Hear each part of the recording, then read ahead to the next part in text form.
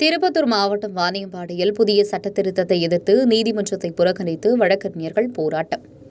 குற்றவியல் நடைமுறை சட்டம், இந்திய சாட்சிய சட்டம், இந்திய தண்டனை சட்டம் ஆகியவற்றை சமஸ்கிருத மொழியிலும் இந்தி மொழியிலும் மாற்றம் செய்வதற்கான சட்ட மசோதாவை மத்திய அரசு திரும்பப் பெற வலியுறுத்தி திருப்பத்தூர் மாவட்டம் வாணியம்பாடி ஒருங்கிணைந்த நீதிமன்ற வளாகம் முன்பு வழக்கறிஞர்கள் நீதிமன்றத்தை புறக்கணித்து போராட்டத்தில் ஈடுபட்டனர்.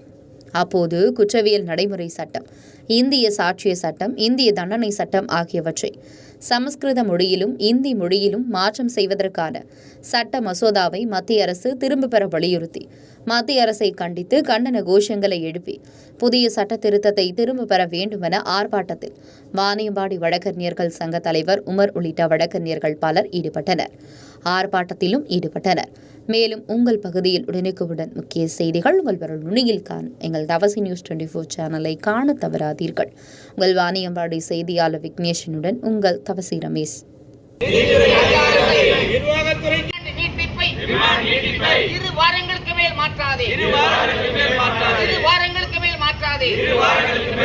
வேண்டாம் வேண்டாம் வேண்டாம். நீதிமன்ற அதிகாரத்தை மாற்றாதே. மாற்றாதே. நீதித்துறை அதிகாரத்தை மாற்றாதே. நிர்வாகத்துறை மக்களுக்கான போராட்டம். மத்திய அரசு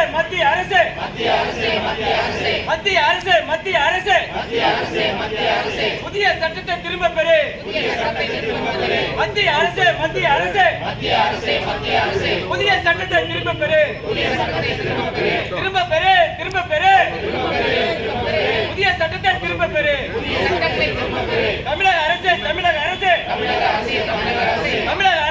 என்ற பெயரில் வழக்கறிஞர்களை வஞ்சிக்காதே. புதிய சட்டம் என்ற பெயரில் போராடுவோம். மாற்றாதே. பெரும் சட்டங்களை மாற்றாதே.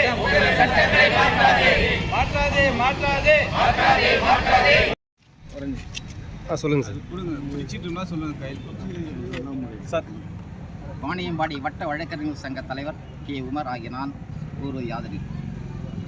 தற்போது கொண்டு வரப்பட்டுள்ள 3 முப்பெரும் சட்டங்களில் உள்ள திருத்தங்கள் தேவையற்றவை. குறிப்பாக அரசியல் சாசன விதி, அரசியல் சாசன ஆர்டிகல் 348க்கு முரணான மேற்படி சட்டம் இயற்றப்பட்டதே அடிப்படை தவறானது. அது சமூக விரோத செயல் என்றும் சொல்லலாம். ஏனென்றால் அரசியல் சாசனத்தை மீறி ஒரு சட்டத்தை கொண்டு வருவது என்பது அரசியல் சாசனத்தை மீறிய செயலாகும். இரண்டாவதாக, மேற்படி சட்டங்கள் எண்கள் அவை அனைத்தையுமே முற்றிலும் மாற்றுவது என்பது தேவையில்லாத காரியம். இதனால் காவல்துறையினருக்கு, குறிப்பாக காவல்துறையினருக்கு, வழக்கறிஞர்களுக்கு, நீதிபதிகளுக்கு மற்றும் பொதுமக்களுக்கு என அனைவரும் சுமார் 150 ஆண்டுகளுக்கு மேலாக பயன்படுத்தி வந்த சட்டப்பிரிவுகள் தற்போது மாற்றப்பட்டுள்ளன. இந்த எண்களை மாற்றுவதன் மூலமாக எந்த விதமான மாற்றமும் ஏற்பட போவதில்லை. அனைத்திற்கும் மேலாக சட்டங்களை ஏதாவது மாற்றியிருக்காள் என்றால் அதற்கான திருத்தங்களை செய்தாலே அது போதுமானது. ஆக புதிதாக எந்த சட்டமும் எந்த விதமான இதுவும் கொண்டு வரப்படவில்லை. ஆகவே புதிதாக இல்லாத ஒரு சட்டத்தை பெயர் மாற்றம் மட்டுமே செய்து ஒரு அரசியல் சூழ்நிலையை ஏற்படுத்துவதற்காக இந்த சட்டங்கள் கொண்டு வரப்பட்டுள்ளன. இதனால் நம்முடைய மக்களுக்கும், அரசு அதிகாரிகளுக்கும், காவல்துறையினருக்கும், நீதித்துறைக்கும், வழக்காடிகளுக்கும், வழக்கறிஞர்களுக்கும் மிகுந்த பாதிப்பு ஏற்பட்டுள்ளது. இன்றைக்கு கூட சொல்கிறேன், இந்த சட்ட திருத்தத்தின் மூலமாக இந்த நீதி பரிபாலனமானது மேலும் மேலும் தாமதப்படுத்தப்படுகிறது. நீதி பரிபாலனம் இன்னும் 3 மாதங்களுக்கு இந்த சட்டத்தை அமல்படுத்தவில்லை என்றால் எந்த ஒரு பெயில் எடுப்பதற்கோ அல்லது முன்ஜாமீன் பிணை பெறுவதற்கோ அல்லது அதற்கான செயல்பாடுகள் செய்வதற்கோ மிகுந்த சிரமம் ஏற்படும். யாருக்குமே எந்த சட்டப்பிரிவும் தெரியவில்லை. ஆக இந்த சட்டத்தை படிப்பது மட்டுமல்லாமல் மீண்டும் அவர்கள் அதனுடைய உள் சென்று இந்த புதிய சட்டத்தின் பிரிவுகளையும் அவர்கள் தெரிந்து கொள்ள வேண்டும்.